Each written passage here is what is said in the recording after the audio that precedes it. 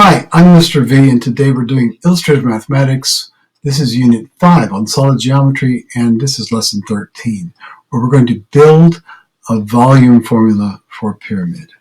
By the end of the class, you should be able to say, or to explain, why the volume for pyramids and cones is 1/3 the area of the base times the height. So the first task was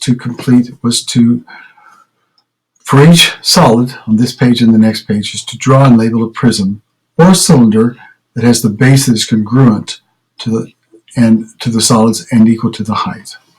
And I suggest that you try to do this. I'm going to show you how I would do it on this drawing. So if my base is the same, I'm just going to leave it the same. I'll do this in blue. My base is going to be the same here. And if I'm going to make the height this height, I will raise this up. Raise this one up, draw it across, raise this one up the same length, and then I'm going to draw the thing here, use a dotted line in the background. This is going to be a prism with the same base and height as this pyramid. Notice the pyramid comes to a point, the prism has the two bases that are the same. Here, I've got one that is oblique. I could use this same base, and I should draw the dotted line in the background. It's got a height of 10, so I'll go up 10 here and here. I'm going to draw a solid on the top. This has got the same radius, same area as the base at the top and bottom, making it a prism. And this one is a pyramid. It's an oblique pyramid. I could have drawn this oblique as well. I chose not to. But that's one way of doing it. And did anyone draw an oblique prism or cylinder? If you don't know how to draw a prism or a cylinder, I'm going to show you, so I should do that now. So to draw a prism, a rectangular prism, you would start with a rectangle. In the front, I'm going to draw part of a rectangle over to the side, and I'll connect these points. And there you have it. If I wanted to illustrate the background points, I would do like this with dotted lines.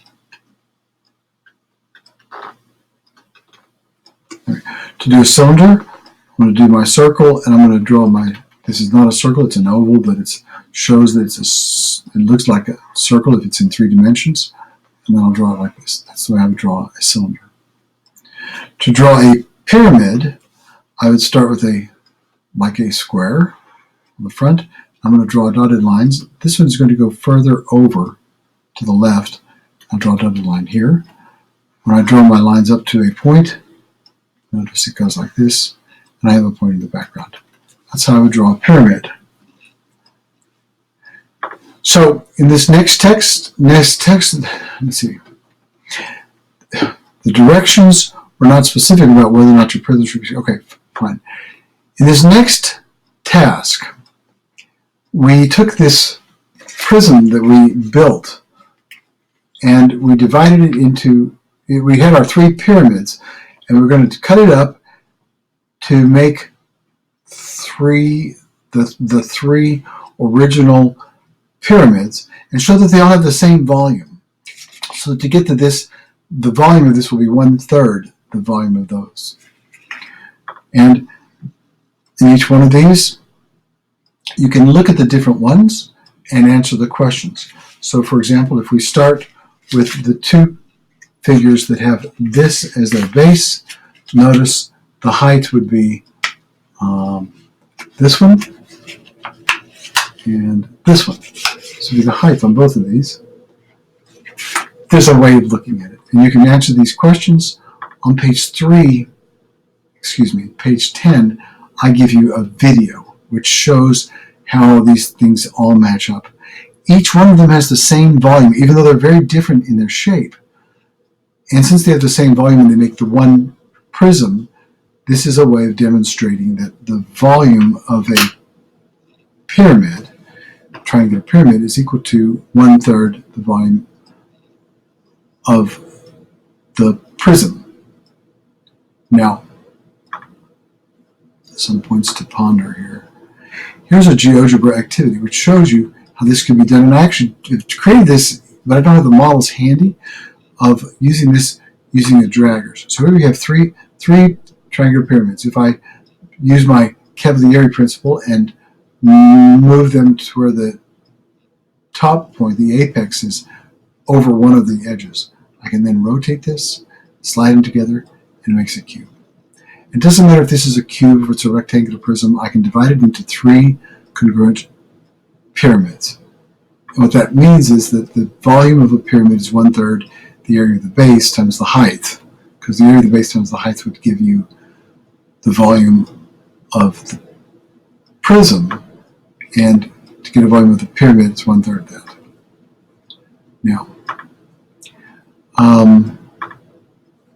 comparing cross-sectional areas. Here we have 3 different, one's a triangular pyramid, a rectangular pyramid, and a circular pyramid. And they're scaled by a factor of 0.5 to get these ones that are in the middle here. And the question is to calculate the area of the 3 cross-sections. And what we're going to do is look at, well, I can find my drawing here. What is the formula?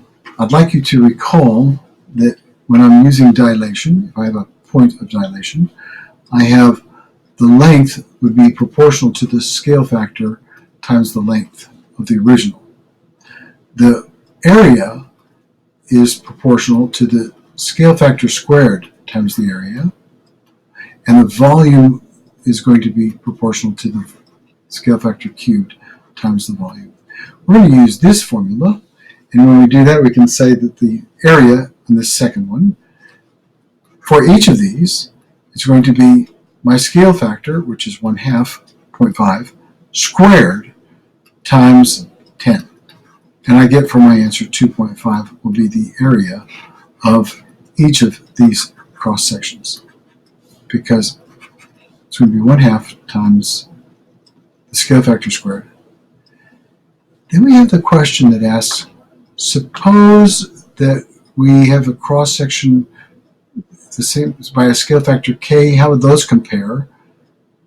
And what does this tell us about the volume of the 3 solids? Can you calculate the volume of the 3 solids? Well, if this were a scale factor of k, this is my formula that I'm going to use for the area. This would be the formula for the volume. But the volume, when I look at one of these, let's just take our one triangular pyramid, and it has a base area of 10, this will be 10. We're going to scale it down to here by a scale factor of k, and I don't know what k is. K is something. We know that the area is going to be the scale factor squared times the area of the original. What we don't know is the volume. And if this were a prism, you could say, well, it's times the height, volume. But the volume of a pyramid, I can't write with this pen. With a pyramid is equal to 1/3 times the area of the base times the height. Well, if our original height is 6, our original area is 10, and our scale factor is 0.5, this would go from 6 to this distance, which would be 3. Now watch what happens as we do this. So the volume that we're looking for is going to be the volume of the original times our scale factor cubed. That is, it's times the area squared times area 1 times 1/3 the base times the height.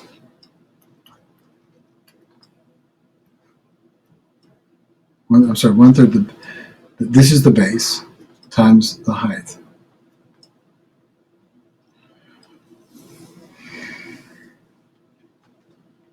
Our k is 1/2. Our height, which is our length, is going to be our k times our length 1. So we have our k times k times k. That's 1/2 cubed times the area, which was the area of this is 10 times 1/3 times the length of the original, which was 6. Uh-oh, watch what happens. 1/3 times 6 is 2. This would be 1/4 of 10, which is going to be 2.5. It's going to be my new volume. Whoa. Okay. And if you look at your original volume, you have the area of the base times the height times 1/3. So we have 10, which is our original base. Our height was 6, and our times 1/3. This would give me a volume of 20. Well, when I multiply 20 by a scale factor cubed, so if I have volume 2 is equal to my original volume 20 times my scale factor cubed,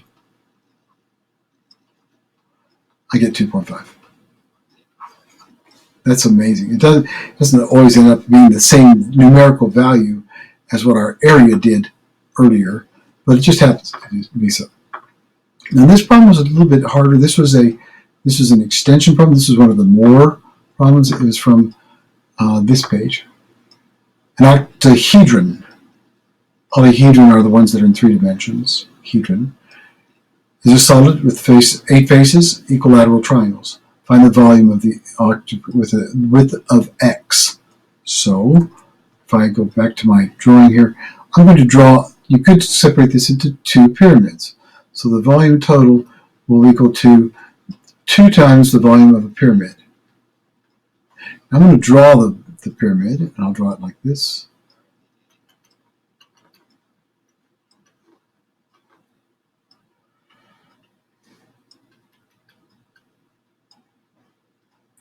And each one of these side lengths here is going to be x.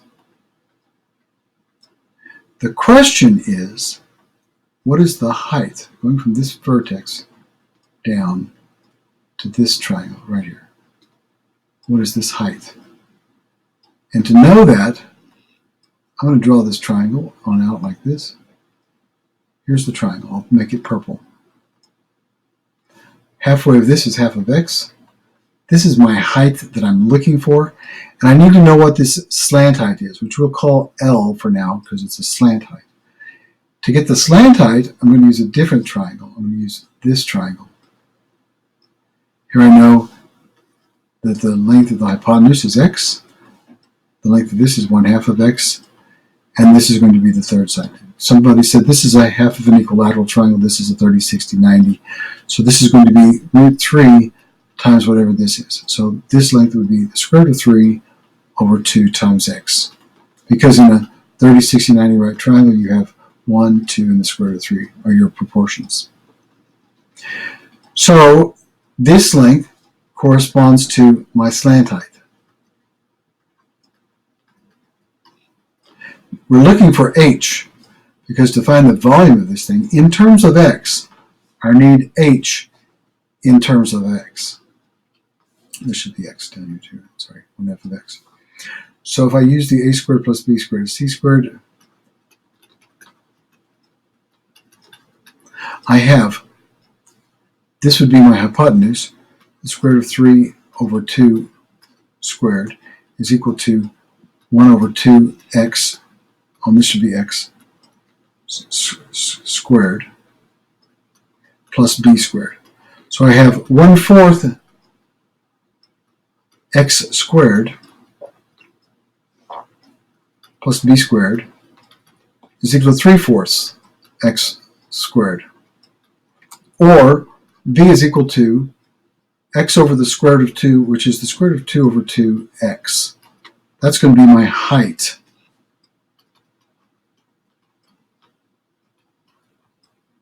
And now we can find the volume, because the volume is equal to the area of the base times the height. When I substitute the values for the total volume, I'll put the 2 here in the front. I have the area of the base, which is x times x, times the square root of 2 over 2x. Or I get from my volume square root of 2 times x cubed, and I hope that that's correct. I think that that's correct. That would be because of I've got a top one and a bottom one, so I multiply it by 2. Okay. To summarize the lesson,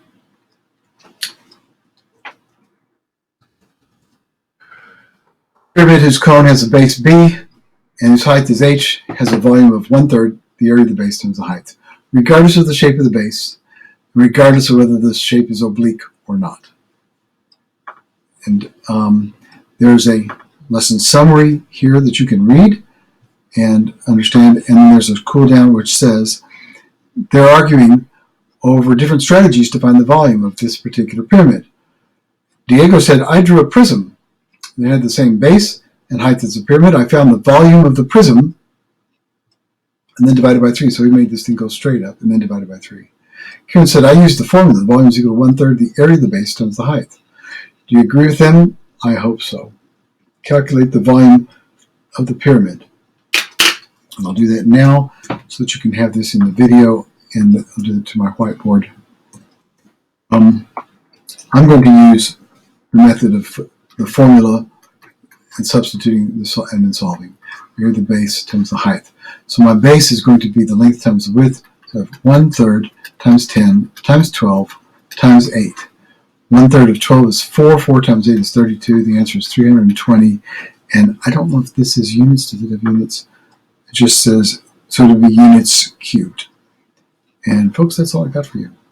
Good luck and success.